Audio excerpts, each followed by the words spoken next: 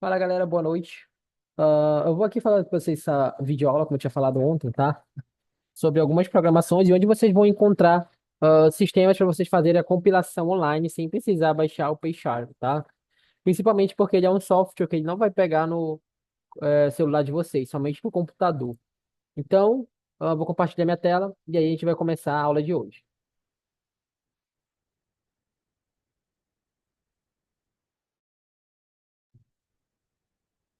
Então, galera, a gente vai fazer o seguinte, tá? Primeiro eu vou entrar aqui na internet, você vai procurar um site quando você estiver mexendo para fazer as programações. Você vai entrar no Google normal, tá? Aqui seguindo os passos que eu estou fazendo. Você vai procurar assim, o Programis Python, tá? A gente está trabalhando na linguagem Python, é um programa para compilar o Python. Então você vai pegar essa primeira informação, online Python Compiler, tá? Ou seja, é o interpretador do Python. Aí, galera, vai abrir essa tela para vocês, esse console. E esse console, ele é o console onde a gente vai emular as programações, tá? Basta concordar e continuar e aceitar os cookies que vão ser enviados aqui pelo sistema, e vai ficar tudo tranquilo. Ontem a gente aprendeu como fazer algumas programações no Python, né? Nós aprendemos como inserir variáveis, aprendemos esses tipos de situações. Mas vou criar uma variável aqui, não precisa colocar se ela é inteira, ponto flutuante. Você pode colocar a variável que você quiser. Então, vou dizer que x é igual a 5 e y é igual a 2. 2.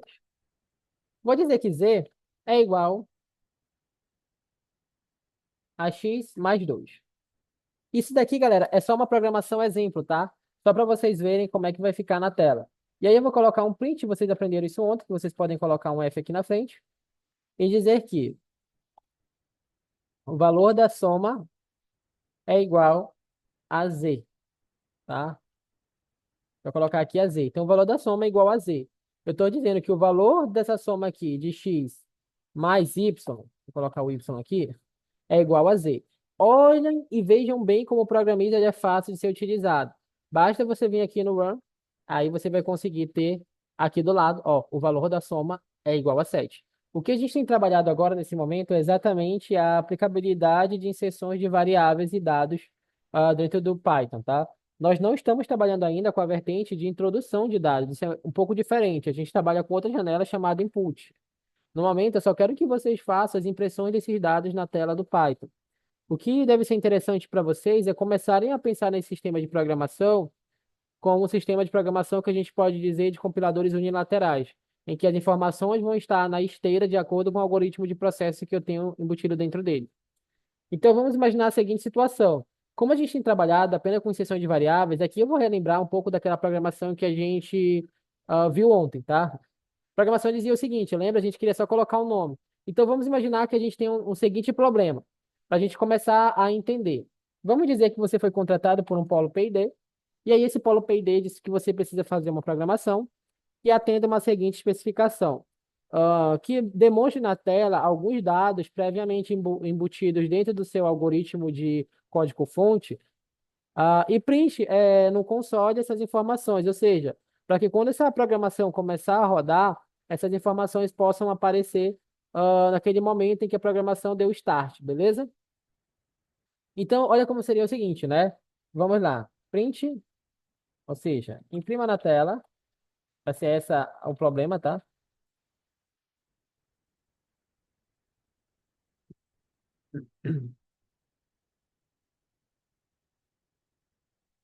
Como a gente viu ontem.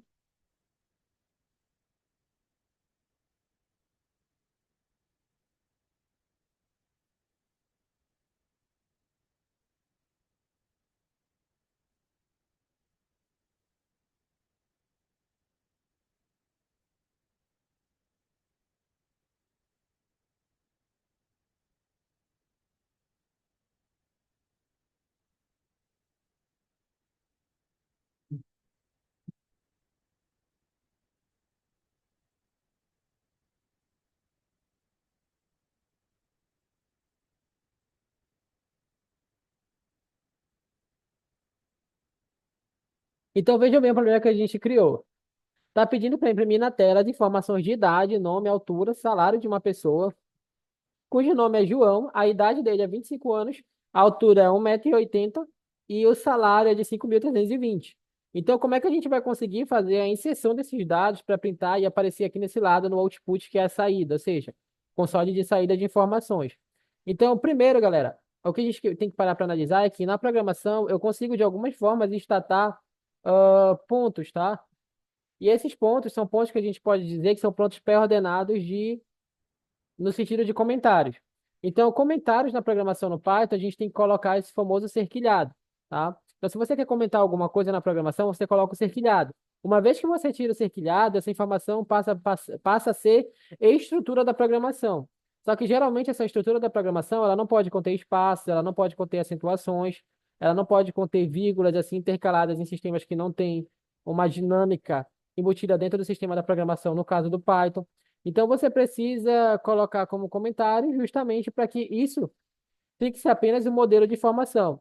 O que é legal quando você está começando a programar é você comentar de fato cada linha que você vai fazer. Justamente para quando você vê o código-fonte, principalmente se você não tem uma grande afinidade, você conseguir pegar, executar e saber o que foi escalonado em cada passo.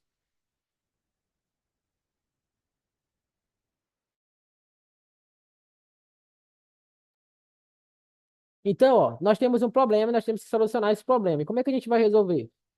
Lembra da inserção de variáveis? Em que a gente colocava as variáveis, só que agora não precisa ser modificada essa variável para dizer se era do tipo inteira, ponto flutuante ou quaisquer que seja o tipo de variável. Justamente porque essas variáveis são variáveis mutáveis, ou seja, a própria programação vai entender essa modificação e vai identificar como uma variável do tipo string, que é caractere, ou ponto flutuante seria o float, ou o int, no caso de variáveis do tipo inteira. Então vamos fazer uma analogia aqui simplesmente no primeiro passo. Então o primeiro passo que a gente vai fazer é introduzir as variáveis, tá? Então vamos introduzir as variáveis. E quais seriam essas variáveis? Idade, altura, ah, nome, salário. Vamos colocar mais uma variável no problema, porque talvez fique mais legal. Vamos colocar, só para aumentar aqui o problema que a gente tem, a gente pode colocar uma variável do tipo peso, tá? Então vamos colocar uma variável do peso dessa pessoa. Vamos dizer que essa pessoa aqui, João, pesa 89 quilogramas, tá? Então, a gente tem que introduzir essas variáveis. Então, quando a gente for introduzir variáveis, automaticamente o Python já vai conseguir compreender e saber se a gente está trabalhando com tipo de variável inteira, ponto flutuante, ou qualquer que seja esse tipo de execução, tá?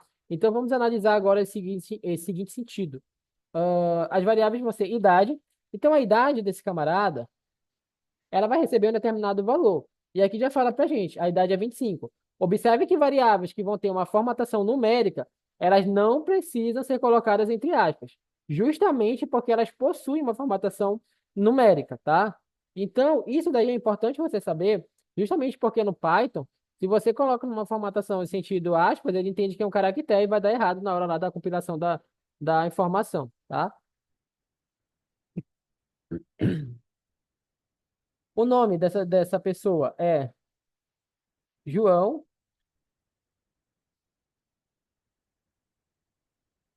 O salário.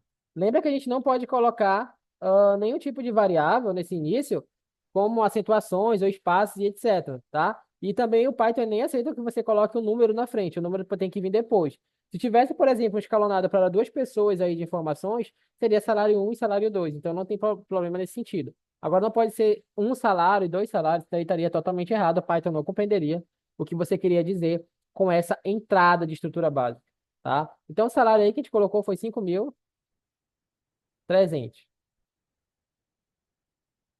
5.320. Então a gente tem essa informação aqui, 5.320, tá?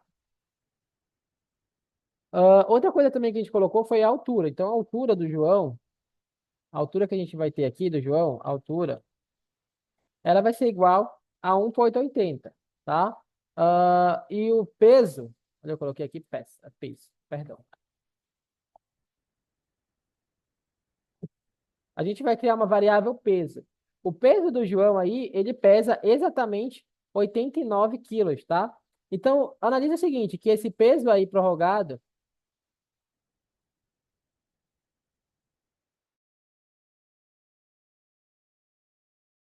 então, o peso aí do João são 89, ele pesa 89 quilos. Então, agora, o que que ele quer? Ele quer que você imprima essas informações na tela. Como é que a gente vai imprimir? Nós aprendemos ontem uma informação, de impressão disso. Então, a segunda parte seria, vamos colocar aqui com cerquilhado a informação, em que a gente teria, deixa eu colocar aqui, perdão, imprimir as informações na tela. Então, nós vamos imprimir as informações na tela. A gente vai usar a estrutura print, tá? A estrutura print ela é uma estrutura de printagem de informação, ou seja, quando você fala que você está dando print, você está dizendo para ele escrever algo na tela que você colocou lá como instrução de variável. Então, há muitas maneiras de você conseguir escrever esse print aí na tela. Uma delas, por exemplo, é essa maneira que eu acho bem simples de você fazer. Por exemplo, a variável nome vai ser nome igual. O que vem depois, galera, dessa vírgula é a própria variável. Então, o que que eu disse? Eu disse para printar a informação nome, sempre tem que estar entre aspas a parte textual. Depois você dá uma vírgula e coloca a variável que você quer que apareça depois da introdução da variável. A mesma coisa vai ser um print para a variável idade. Você vai colocar idade igual, vírgula, idade, tá? Aí você vai colocar um print.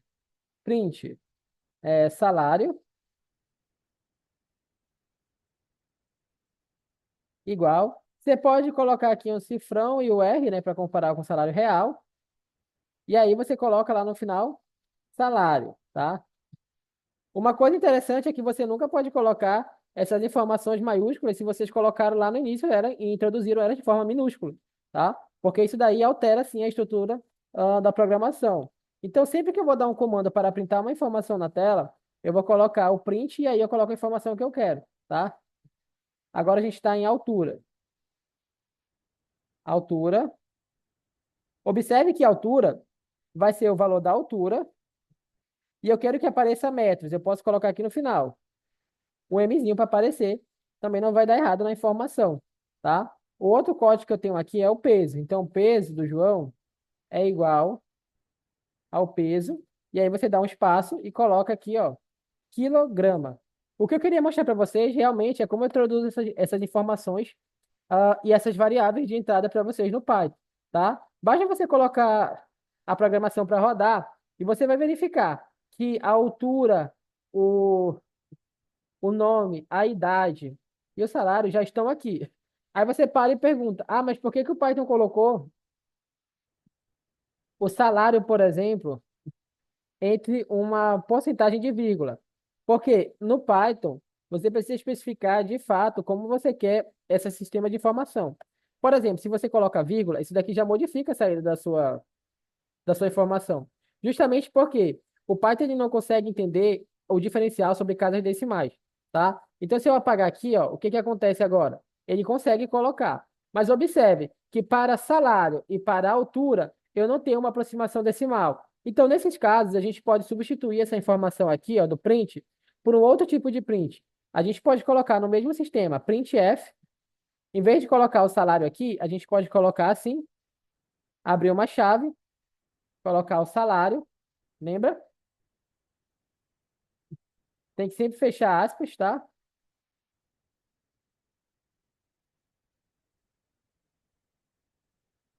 Vou colocar aqui dentro da aspas, galera. Porque, vamos lá. F, abre aspas. E aí você vai colocar salário igual ao próprio salário, né? Que é o que a gente quer colocar, tá? Tem que abrir e fechar chaves. Coloca salário. Só que aí você tem que lembrar, é dois pontos, ponto, dois F. O que que eu quis dizer, na verdade? Eu quis dizer que o salário tem que ter até duas casas decimais depois da vírgula, tá? Então, o salário vai ser igual a esse sistema aqui. Aí você coloca um R, um cifrão, pronto, já vai nomear seu salário. A altura, também como é um número quebrado, o interessante seria colocar a altura da mesma forma. para que apareça 1,80 m lá, direitinho como fica. Então a gente coloca com F e lembra que o F que eu falei para vocês ontem é o F de format, ou seja, para formatar essa estrutura na tela. Então a altura vai ser igual à própria altura,